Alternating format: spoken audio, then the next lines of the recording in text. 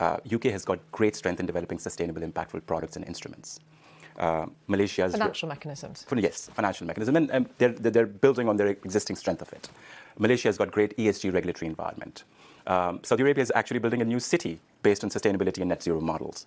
Nordics have got great innovations and systems that we can bring together. No one is talking about a planetary level charter of economy at this point of time. So all this brilliance, all these great ideas are happening in silos at the moment. How do you bring them together then? And that's the challenge. The ESG regulatory environment is one thread that is across the board, which is evolving. That basically means that all the private sector and listed companies would need to actually report their environmental impact mandatory.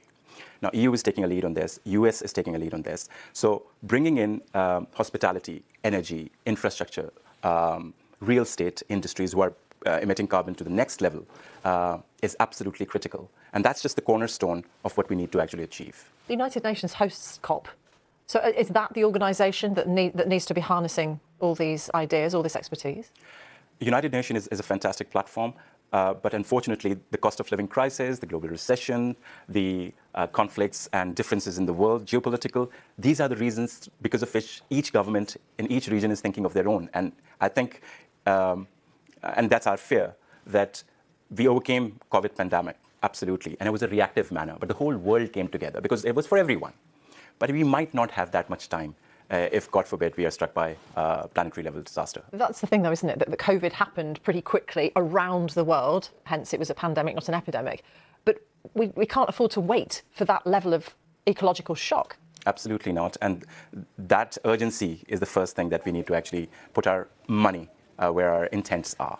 There are people, though, who look at that sustainable housing development that Saudi Arabia are trying to build, and they think that's a dystopia.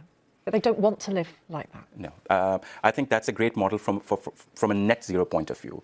But the whole world needs to move from from carbon emitting to a net zero approach. And there are millions and billions of homes. So that transitionary approach is absolutely critical. All this infrastructure that you see across the UK or across the world are emitting carbons like anything.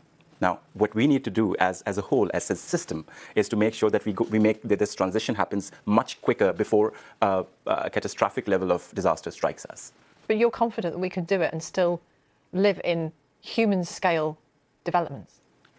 Hope is a very funny thing, Martine. And that's one thing that we have to actually have and make sure that we move in that direction and leave a world for our children that is better than what we actually inherited.